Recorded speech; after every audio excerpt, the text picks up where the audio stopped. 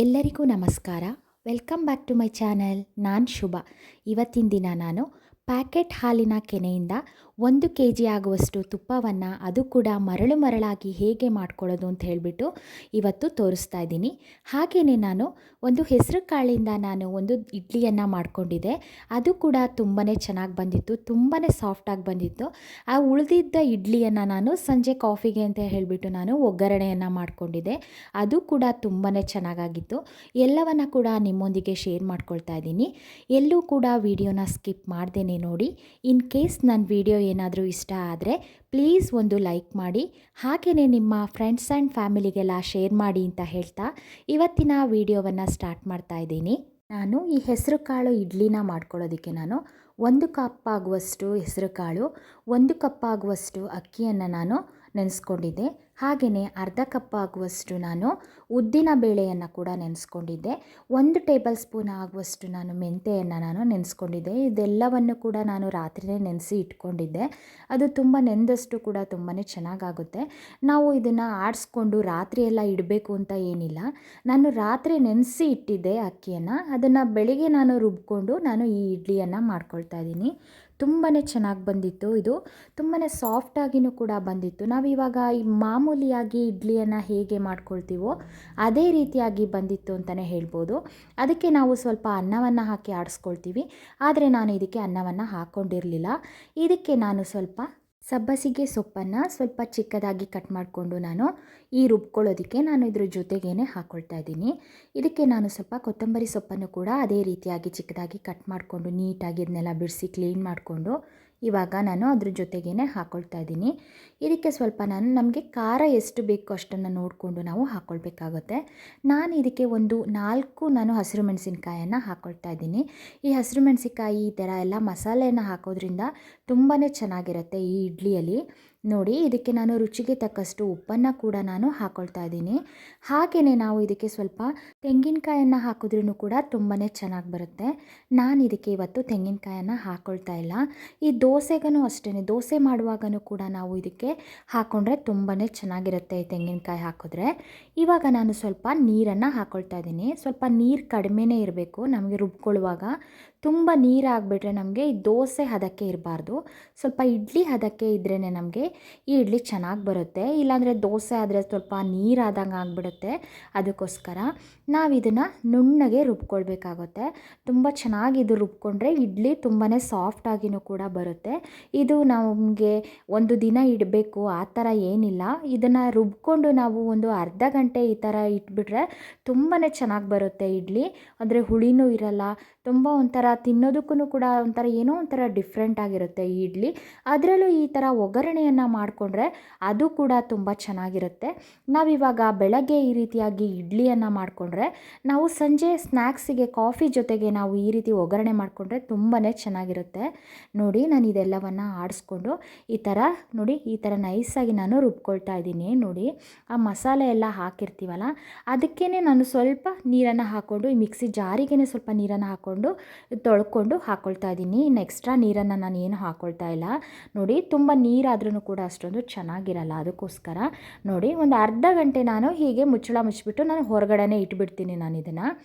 ನೋಡಿ, ಇವಾಗ ನಾನು ಇಡ್ಲಿ ತಟ್ಟೆ ಎಲ್ಲ ನೋಡಿ ಈ ಥರ ನಾನು ಈ ದೊಡ್ಡದಾದಂತಹ ಒಂದು ತಟ್ಟೆಯನ್ನು ತಗೊಂಡು ಅದಕ್ಕೆ ನಾನು ಒಂದು ಬಾಳೆ ಎಲೆಯನ್ನು ಕಟ್ ಮಾಡ್ಕೊಂಡಿದ್ದೀನಿ. ಇವಾಗ ಈ ಬಾಳೆ ಎಲೆ ಇಲ್ಲದೇನೂ ಕೂಡ ನಾವು ತಟ್ಟೆಗೇ ಸ್ವಲ್ಪ ಎಣ್ಣೆಯನ್ನು ಹಾಕ್ಕೊಂಡು ಕೂಡ ಈ ಇಡ್ಲಿಯನ್ನು ಮಾಡ್ಕೊಳ್ಬೋದು.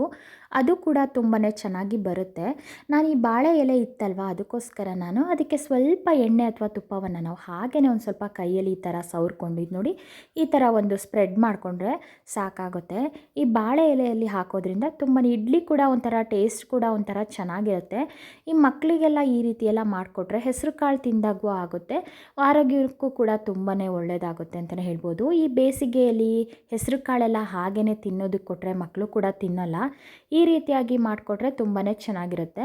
ಅದರಲ್ಲೂ ಕೂಡ ಈ ಒಗ್ಗರಣೆ ಎಲ್ಲ ಮಾಡ್ತೀವಲ್ಲ ಅದಂತೂ ತುಂಬಾ ಎಲ್ಲ ಮಕ್ಕಳಿಗೂ ಕೂಡ ಇಷ್ಟ ಆಗುತ್ತೆ. ಒಂಥರ ಸಾಫ್ಟಾಗಿ ತುಂಬಾ ಚೆನ್ನಾಗಿ ಬರುತ್ತೆ ಈ ಥರ ಇಡ್ಲಿ. ನೋಡಿ ಈ ಥರ ತಟ್ಟೆನ ಹಾಕಿಬಿಟ್ಟು ನಾನು ಎಲ್ಲವನ್ನು ಕೂಡ ಹಾಕ್ಕೊಂಡು ಈ ರೀತಿಯಾಗಿ ಇಡ್ಲಿ ಪಾತ್ರೆಗೆ ನಾನು ಸ್ವಲ್ಪ ನೀರನ್ನು ಹಾಕ್ಕೊಳ್ತಾ ಇದ್ದೀನಿ. ಈ ನೀರೆಲ್ಲ ಹಾಕಿದ ನಂತರ ನಾನು ಈ ತಟ್ಟೆ ಹಾಕ್ಕೊಂಡಿದ್ದೆ ನೋಡಿ, ಈ ಬ್ಯಾಟರ್ನ ಹಾಕ್ಕೊಂಡಿದ್ನಲ್ಲ ಅದನ್ನು ನಾನು ಈ ಇಡ್ಲಿ ಪ್ಲೇಟ್ ಮೇಲೆ ಇಟ್ಬಿಟ್ಟು ಇದಕ್ಕೆ ನಾನು ಒಂದು ಮುಚ್ಚಳವನ್ನು ಮುಚ್ಕೊಳ್ತಾ ಇದ್ದೀನಿ. ಒಂದೊಂದು ಸರಿ ಈ ಇಡ್ಲಿ ಎಲ್ಲ ಬೆಂದಾದ ನಂತರ ಹಬೆಗೆ ಅದರಲ್ಲಿರುವ ನೀರೆಲ್ಲ ತೊಟ್ಟಿಕ್ಕೋ ಚಾನ್ಸಸ್ ಇರುತ್ತೆ. ಅದಕ್ಕೋಸ್ಕರ ಈ ರೀತಿಯಾಗಿ ಒಂದು ಪ್ಲೇಟನ್ನು ಮುಚ್ಕೊಂಡ್ರೆ ಇದಕ್ಕೆ ನೀರು ಕೂಡ ಬೀಳಲ್ಲ, ತುಂಬಾ ಚೆನ್ನಾಗಿಯೂ ಕೂಡ ಬೆಂದ್ಬಿಡುತ್ತೆ. ಇವಾಗ ನಾನು ಈ ಇಡ್ಲಿ ಪಾತ್ರೆಯ ಮುಚ್ಚಳವನ್ನು ಮುಚ್ಕೊಂಡು ನಾವು ಇದನ್ನು ಜಾಸ್ತಿ ಹೊತ್ತು ನಾವು ಇಡ್ಲಿ ಬೇಯಿಸ್ತೀವಿ ನೋಡಿ, ಅಷ್ಟು ಟೈಮು ತಗೊಳ್ಳಲ್ಲ ಈ ಇಡ್ಲಿ ಮಾಡೋದಕ್ಕೆ ನಮಗೆ. ಇದು ಒಂದು 10 ನಿಮಿಷ ನಾವು ಈ ರೀತಿಯಾಗಿ ಬೇಯಿಸ್ಕೊಂಡ್ರೆ ಸಾಕಾಗುತ್ತೆ. ಅದರಲ್ಲೂ ಕೂಡ ಒಂದು ಸರಿ ನಾವು ಈ ಥರ ಈ ಟೂತ್ ಪಿಕ್ ಅಥವಾ ಈ ಫೋಕ್ ಸ್ಪೂನ್ ಇರುತ್ತೆ ನೋಡಿ, ಅದರಲ್ಲಿ ಒಂದು ಸರಿ ನೋಡಿದ್ರೆ ನಮಗೆ ಗೊತ್ತಾಗ್ಬಿಡುತ್ತೆ. ಅದು ನೋಡಿದಾಗ ನಮಗೆ ಸ್ವಲ್ಪ ಅಂಟ್ಕೊಂಡ್ರೆ ಈ ಸ್ಪೂನಿಗೆಲ್ಲ ಅದರಲ್ಲಿ ನಮಗೆ ಬೆಂದಿಲ್ಲ ಅಂತ ಗೊತ್ತಾಗ್ಬಿಡುತ್ತೆ. ಆವಾಗ ನಾವು ಇನ್ನೊಂದು 5 ನಿಮಿಷ ಬೇಯಿಸ್ಕೊಂಡ್ರೆ ನಮಗೆ ಈ ಇಡ್ಲಿ ಕೂಡ ತುಂಬಾ ಚೆನ್ನಾಗಿ ರೆಡಿ ಆಗುತ್ತೆ. ನೋಡಿ ಇವಾಗ 10 ನಿಮಿಷ ಆಗಿದೆ. ನಾನು ಇದನ್ನು ತೆಗೆದ್ಬಿಟ್ಟು ಆರೋದಕ್ಕೆ ಅಂತ ಇಟ್ಕೊಳ್ತಾ ಇದ್ದೀನಿ.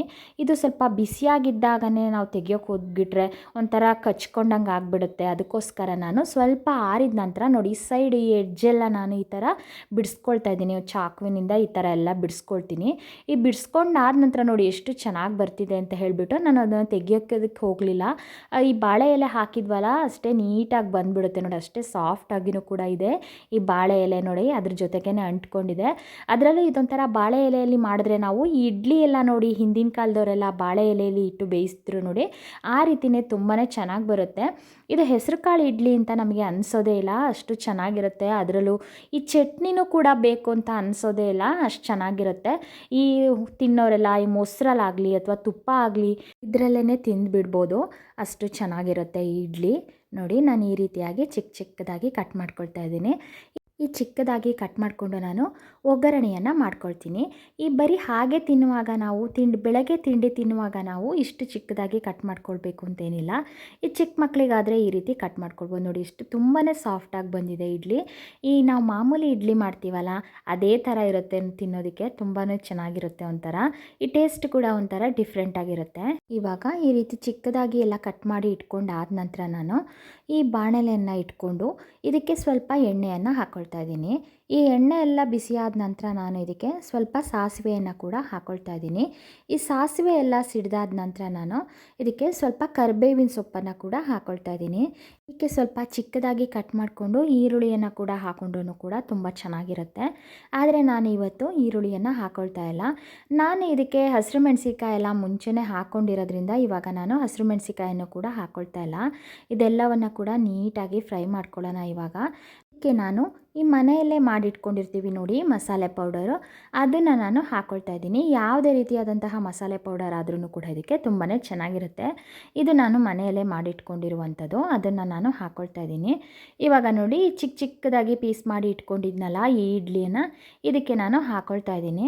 ಇದು ತುಂಬಾ ಚೆನ್ನಾಗಿರುತ್ತೆ. ಈ ನಾವು ಮಾಮೂಲಿ ಇಡ್ಲಿಯನ್ನು ನಾವು ಒಗ್ಗರಣೆ ಮಾಡೋದಕ್ಕಿಂತನೂ ಈ ರೀತಿಯಾಗಿ ಮಾಡಿಕೊಂಡ್ರೆ ತುಂಬಾ ಚೆನ್ನಾಗಿರುತ್ತೆ. ಮಕ್ಕಳಿಗೂ ಕೂಡ ತುಂಬಾ ಇಷ್ಟ ಆಗುತ್ತೆ. ಇವಾಗ ನಾನು ಈ ಪ್ಯಾಕೆಟ್ ಹಾಲಿನ ಕೆನೆಯಿಂದ ನಾನು 1 kg ಆಗುವಷ್ಟು ತುಪ್ಪವನ್ನು ಹೇಗೆ ಮಾಡ್ಕೊಳ್ಳೋದು, ಅದು ಕೂಡ ಈ ಥರ ಮರಳು ಮರಳಾಗಿ ಹೇಗೆ ಮಾಡ್ಕೊಳ್ಳೋದು ಅಂತ ಹೇಳಿಬಿಟ್ಟು ಇವಾಗ ತೋರಿಸ್ತಾ ಇದ್ದೀನಿ. ನೋಡಿ ತುಂಬಾ ಚೆನ್ನಾಗಿರುತ್ತೆ. ನಾನು ನೋಡಿ ಮೊದಲಿಗೆ ನಾನು ಈ ಬೆಣ್ಣೆಯನ್ನು ಮಾಡ್ಕೊಳ್ಳುವಾಗ ನಾನು ಈ ಮಿಕ್ಸಿ ಜಾರಿಗೆ ಸ್ವಲ್ಪ ಬಿಸಿಯಾಗಿ ಇರುವಂಥ ನೀರನ್ನು ನಾನು ಹಾಕ್ಕೊಂಡು ಈ ರೀತಿಯಾಗಿ ಶೇಕ್ ಮಾಡ್ಕೊಳ್ತೀನಿ. ಈ ಥರ ಶೇಕ್ ಮಾಡ್ಕೊಳ್ಳುವಾಗ ನಮಗೆ ಇದರ ನೀರು ಮುಚ್ಚಳಕ್ಕೂ ಕೂಡ ತಾಗಬೇಕು. ಈ ರೀತಿಯಾಗಿ ಈ ಬಿಸಿ ನೀರಿನಿಂದ ನಾವು ಈ ಮಿಕ್ಸಿ ಜಾರನ್ನ ನಾವು ಈ ಥರ ಹಾಕಿ ಶೇಕ್ ಮಾಡಿಕೊಂಡು ಇಟ್ಕೋಬೇಕು, ವಾಶ್ ಮಾಡ್ಕೊಂಡು ಇಟ್ಕೋಬೇಕು. ನೋಡಿ ಇದು ನಂದು 15 ದಿನದ್ದು ಕೆನೆಯನ್ನು ನಾನು ಈ ಥರ ಇಟ್ಕೊಂಡಿದ್ದೆ, ಫ್ರಿಡ್ಜ್ನಲ್ಲಿ ಒಂದು ಬಾಕ್ಸಿಗೆ ಹಾಕಿ ಇಟ್ಕೊಂಡಿದ್ದೆ. ಹಾಲನ್ನು ಕಾಯಿಸ್ಬಿಟ್ಟು ಚೆನ್ನಾಗಿ ಕುದಿಸ್ಬಿಟ್ಟು ಚಿಕ್ಕ ಉರಿಯಲ್ಲಿ ಒಂದು 5 ನಿಮಿಷ ಇಟ್ಟರೆ ತನ್ನಷ್ಟಕ್ಕೆ ಕೆನೆ ಬಂದುಬಿಡುತ್ತೆ. ಅದು ಈ ಕೆಂಪು ಪ್ಯಾಕೆಟ್ ಹಾಲಿರುತ್ತೆ ನೋಡಿ, ಅದಾದರೆ ತುಂಬ ಚೆನ್ನಾಗಿ ಕೆನೆ ಬರುತ್ತೆ. ಎಲ್ಲ ಹಾಲಲ್ಲೂ ಪ್ಯಾಕೆಟ್ ಹಾಲಲ್ಲೂ ಕೂಡ ಕೆನೆ ಬರುತ್ತೆ. ಅದರಲ್ಲೂ ಇದು ಸ್ವಲ್ಪ ರೆಡ್ ಪ್ಯಾಕೆಟ್ ಇರುತ್ತೆ ನೋಡಿ, ಅದರಲ್ಲಿ ಸ್ವಲ್ಪ ಚೆನ್ನಾಗಿ ಕೆನೆ ಬರುತ್ತೆ. ಅದನ್ನು ನೋಡಿ ನಾನು 15 ದಿನದ ನಾನು ಇಟ್ಕೊಂಡಿದ್ದೆ. ನೋಡಿ ಎಷ್ಟು ಬೆಣ್ಣೆ ಆಗುತ್ತೆ, ಎಷ್ಟು ಚೆನ್ನಾಗಿ ತುಪ್ಪ ಕೂಡ ಬರುತ್ತೆ ಅಂತ ಹೇಳಿಬಿಟ್ಟು. ನೋಡಿ ಇದಕ್ಕೆ ಸ್ವಲ್ಪ ನೀರನ್ನು ಹಾಕ್ಕೊಂಡು ನೋಡಿ ಈ ಥರ ಮುಚ್ಚಳ ಮುಚ್ಚಿಬಿಟ್ಟು ನಾನು ಇವಾಗ ಮಿಕ್ಸಿಯನ್ನು ಆಡಿಸ್ಕೊಳ್ತಾ ಇದ್ದೀನಿ.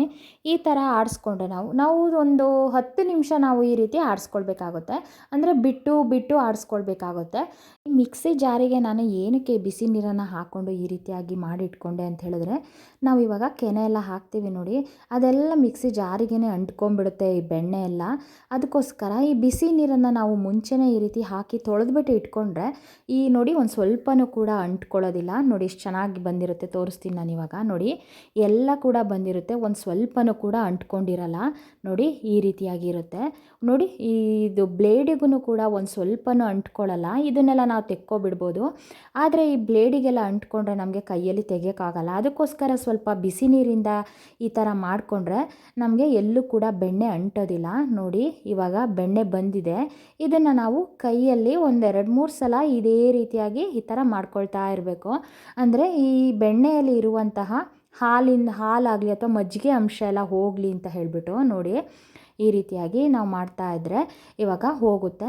ಒಂದು 3-4 ಸರಿ ನಾವು ಈ ರೀತಿಯಾಗಿ ಮಾಡಿಕೊಂಡು ತೊಳ್ಕೊಬೇಕಾಗುತ್ತೆ. ನೋಡಿ ಇದು ನಾನು 3ನೇ ಸರಿ ತೊಳಿತಾ ಇರೋದು. ಇದನ್ನೆಲ್ಲ ನೋಡಿ ಈ ಥರ ನೀಟಾಗಿ ತೊಳ್ಕೊಂಡು ಅದರ ನೀರನ್ನೆಲ್ಲ ನಾವು ಚೆಲ್ಕೋಬೇಕಾಗುತ್ತೆ. ನಾವು ಕೈಗೆ ಸ್ವಲ್ಪ ಬಿಸಿ ನೀರನ್ನು ಅಥವಾ ಐಸ್ ಕ್ಯೂಬ್ನ ಇಟ್ಕೊಂಡು ಕೂಡ ಈ ರೀತಿ ಮಾಡಿಕೊಂಡ್ರೂ ಕೂಡ ಕೈಗೆ ಅಂಟಲ್ಲ. ನೋಡಿ ಈ ರೀತಿಯಾಗಿ ಸ್ವಲ್ಪ ಕೈಯಲ್ಲಿ ನಾವು ಬಿಸಿ ನೀರನ್ನ ಹೆಚ್ಕೊಂಡ್ರೆ ನಮಗೆ ಬೆಣ್ಣೆ ಕೂಡ ಅಂಟಲ್ಲ. ನೋಡಿ ಈ ರೀತಿಯಾಗಿ ಮಾಡಿಕೊಂಡು ಎಲ್ಲವನ್ನು ನೀಟಾಗಿ ತೊಳ್ಕೊಳ್ಬೇಕು. ಇದರಲ್ಲಿ ಸ್ವಲ್ಪನೂ ಕೂಡ ನಾವು ಮಜ್ಜಿಗೆ ಅಂಶನ ಬಿಟ್ಕೋಬಾರ್ದು.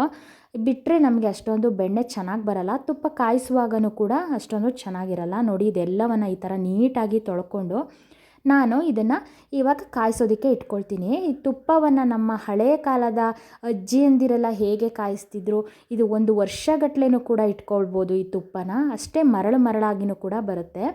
ಇದಕ್ಕೆ ನಾನು ಮೆಂತೆ ಪೌಡರನ್ನು ಮಾಡಿಟ್ಕೊಂಡಿದ್ದೆ, ಅದನ್ನು ಕೂಡ ಹಾಕ್ಕೊಳ್ತಾ ಇದ್ದೀನಿ. ಈ ಮೆಂತೆಯನ್ನು ಹುರಿದ್ಬಿಟ್ಟು ನಾನು ಅದನ್ನು ಮಿಕ್ಸಿ ಜಾರ್ನಲ್ಲಿ ಆರಿದ ನಂತರ ಪುಡಿ ಮಾಡಿ ಇಟ್ಕೊಂಡಿದ್ದೆ, ಅದನ್ನು ಕೂಡ ಹಾಕ್ಕೊಳ್ತಾ ಇದ್ದೀನಿ. ಇವಾಗ ಸ್ವಲ್ಪ ಏಲಕ್ಕಿ ಪುಡಿಯನ್ನು ಕೂಡ ಹಾಕ್ಕೊಳ್ತಾ ಇದ್ದೀನಿ.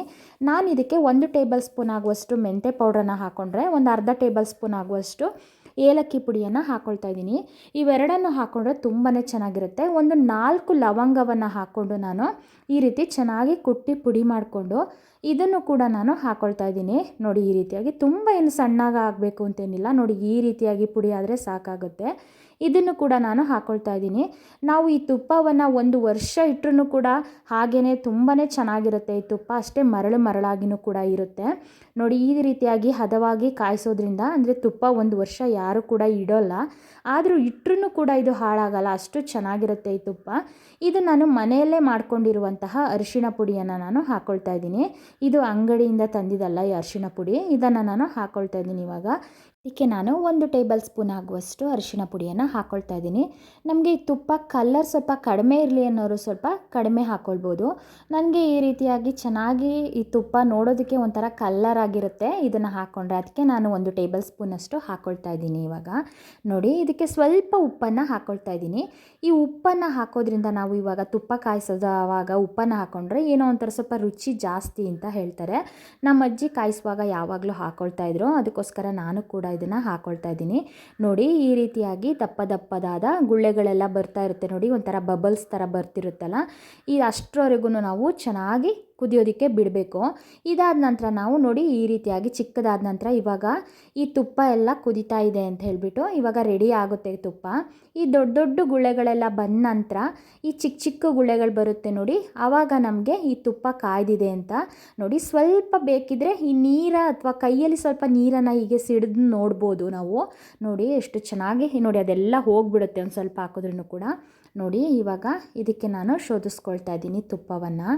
ಈ ಥರ ಶೋಧಿಸ್ಕೊಂಡ್ರೆ ನಮಗೆ ನೋಡಿ ಎಷ್ಟು ಚೆನ್ನಾಗಿದೆ ಅಂತ ಹೇಳ್ಬಿಟ್ಟು, ಎಷ್ಟು ತಿಳಿಯಾಗಿ ಕೂಡ ಇರುತ್ತೆ ತುಪ್ಪ, ತುಂಬಾ ಚೆನ್ನಾಗಿರುತ್ತೆ.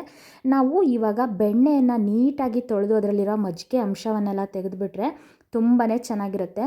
ಅದರಲ್ಲೂ ಕೂಡ ನಮ್ಮ ಹಿಂದಿನ ಕಾಲದ ಅಜ್ಜಿಯರು ಕಾಯಿಸ್ತಿದ್ದ ಹಾಗೆ ಅದು ಕೂಡ 1 ವರ್ಷ ಬೇಕಿದ್ರೆ ನಾವು ಇಟ್ಟರು ಈ ತುಪ್ಪ ಕೆಡೋಲ್ಲ, ಅಷ್ಟು ಚೆನ್ನಾಗಿರುತ್ತೆ. ಮರಳಾಗಿ ಎಷ್ಟು ಚೆನ್ನಾಗಿ ಬರುತ್ತೆ ನೋಡಿ. ಪ್ಯಾಕೆಟ್ ಹಾಲಿನ ಕೆನೆಯಲ್ಲೂ ಕೂಡ ಎಷ್ಟು ಮರಳಾಗಿ, ಅದು ಕೂಡ ಒಂದು 15 ದಿನದ ನಾನು ಕೆನೆಯನ್ನು ಇಟ್ಕೊಂಡು 1 kg ಆಗುವಷ್ಟು ತುಪ್ಪವನ್ನು ಮಾಡ್ಕೊಂಡಿದ್ದೀನಿ. ಇವತ್ತಿನ ವಿಡಿಯೋ ಇದಾಗಿತ್ತು. ಎಲ್ರಿಗೂ ನನ್ನ ವಿಡಿಯೋ ಇಷ್ಟ ಆದರೆ ಪ್ಲೀಸ್ ಸಬ್ಸ್ಕ್ರೈಬ್ ಮಾಡಿ, ಲೈಕ್ ಮಾಡಿ ಮತ್ತು ಶೇರ್ ಮಾಡಿ. ಮುಂದಿನ ವಿಡಿಯೋದಲ್ಲಿ ಸಿಗೋಣ. Thank you.